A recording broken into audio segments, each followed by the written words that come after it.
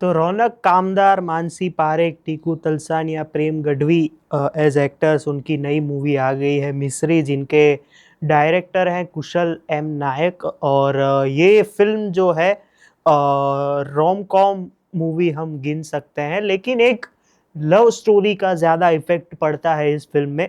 और एक बढ़िया चीज़ मैं आपको बताता हूँ कि इनके जो डायरेक्टर हैं कुशल एम नायक, अभी ये मेरे को बोलने को मिला ही है तो मैं क्यों ना बोलूँ। तो मैं आपको बताता हूँ कि वो बहुत समय से, मुझे 3 वीक पहले पता चला, वो अलग बात है, बहुत समय से वो हमारी चैनल के सब्सक्राइबर हैं। इसमें कोई बड़ी बात नहीं है, लेकिन मेरे लिए बड़ी बात है क्योंकि बहुत कम ऐसा होता है मेरे साथ कि कोई डायरेक्टर एक्टर सब्सक्राइब्ड हो मेरी चैनल से और वो सी और सब्सक्राइबर्स में दिखता है, वो अलग बात है।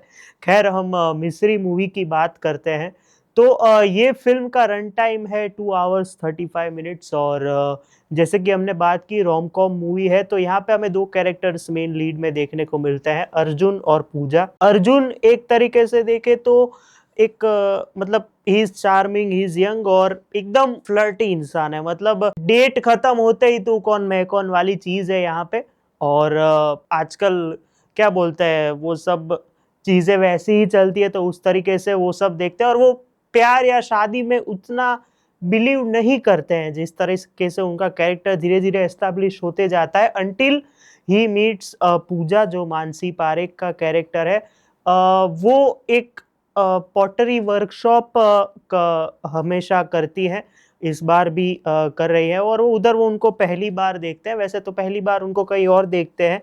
और उधर ही उनसे एक अटैचमेंट या फिर एक कहते हैं ना अट्रैक्शन बन जाता है रौनक कामदार का। और उसकी वजह से धीरे धीरे दोनों में बात होती है, फ्लर्ट होते करते हैं एक दूसरे के साथ।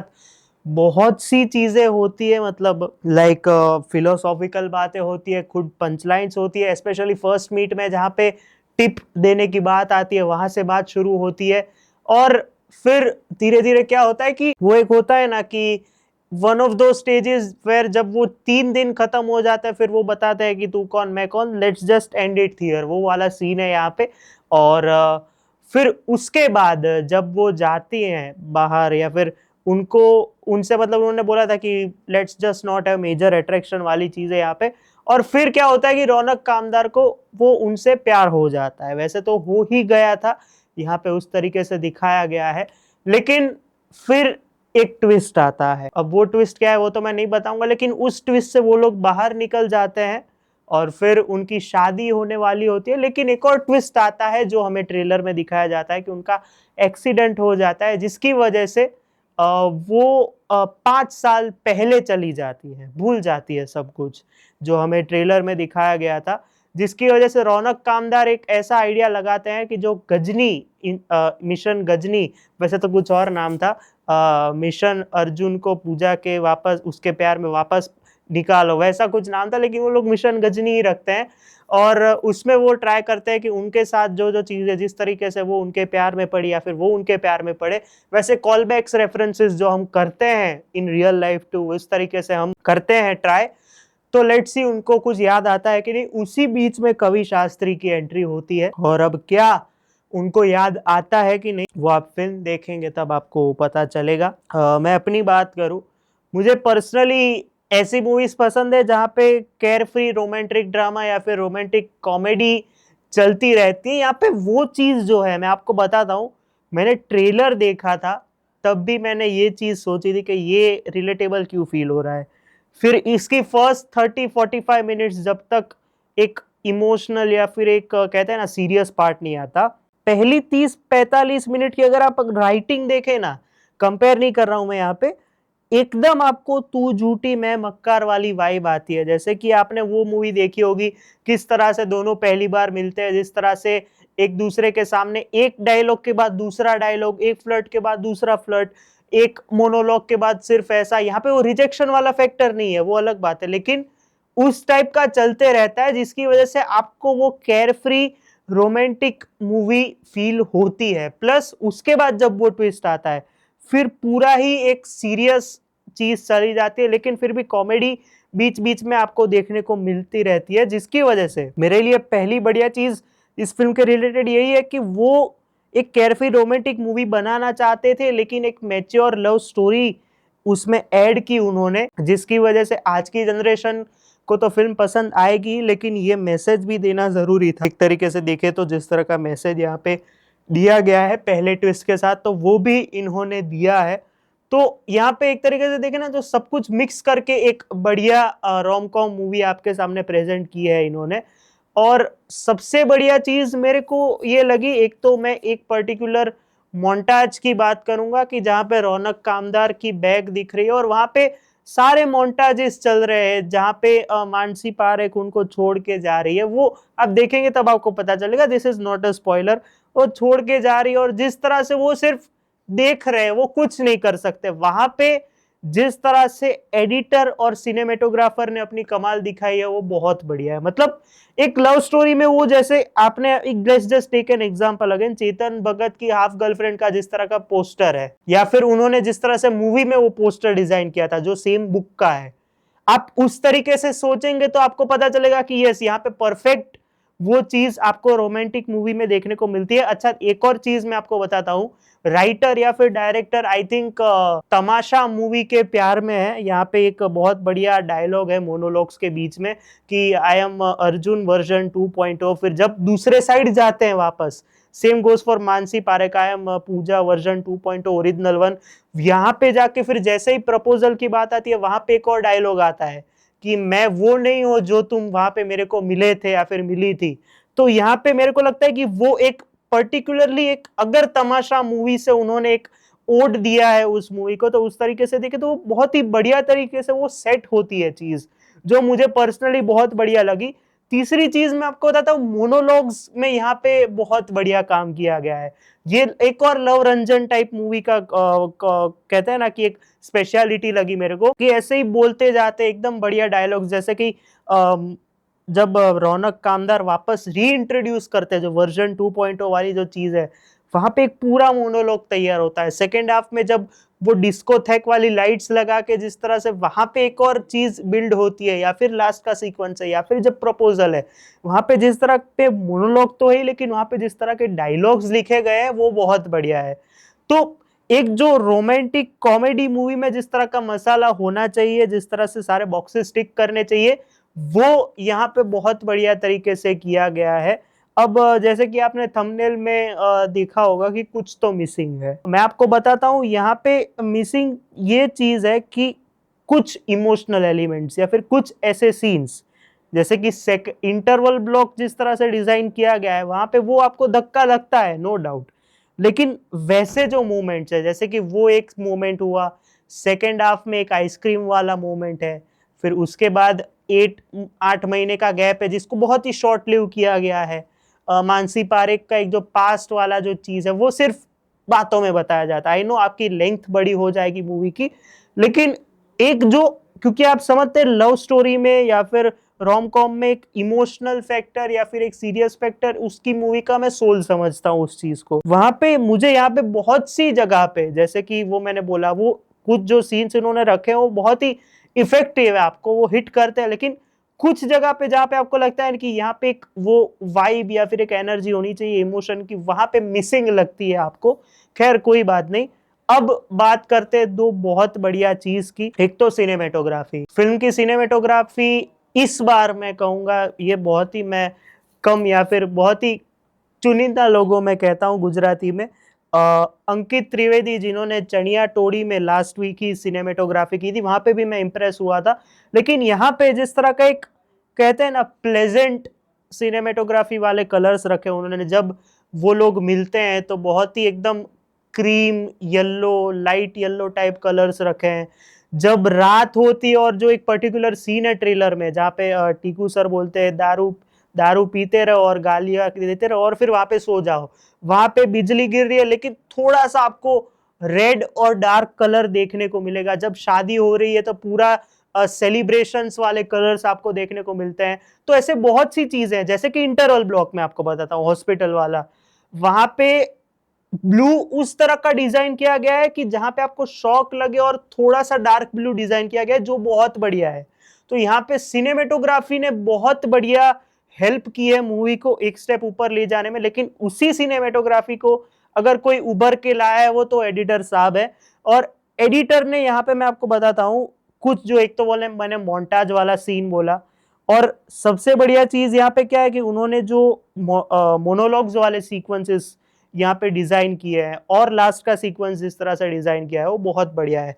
और यहाँ पे वो जो फ्लैशबैक वैल्यू जो चलती रहती है थ्रू आउट, जिसकी वजह से मैं आपको बताऊं कि वो आपका साथ में आपको लगता है कि वो सूत्रधार तो है ही, लेकिन आप भी साथ में कहीं ना कहीं पुलिस स्टेशन में बैठे हो, उसकी आपको फील आती है कि वो आप कहानी सुन रहे हो, जो मुझे बहुत बढ़िया लगा। तो बहुत सी चीजें यहाँ पे अच्छी है जो एक रोम कॉम मूवी में होनी चाहिए, और वहां पे ये लोग डिलीवर भी करते हैं, तो मुझे वो बहुत बढ़िया लगा। नेगेटिव पॉइंट एक वो मैंने बोला, दूसरा नेगेटिव पॉइंट ये लगा कि कुछ अगर मोमेंट्स या फिर कुछ ऐसे सीन्स आई थिंक या एक अननेसेसरी सीक्वेंसेस कुछ होते हैं, मुझे बता नहीं है क्योंकि वो स्पॉइलर हो जाएगा। कुछ ऐसे सीन्स जो थे अगर वो ना होते तो रन टाइम थोड़ा कम हो जाता, लाइक 2:20 2:25 का हो जाता, या फिर इवन 2:30 का हो जाता तो बहुत बढ़िया लगता, और उसकी वजह से आई थिंक वो चीज और बढ़िया निखर के आती।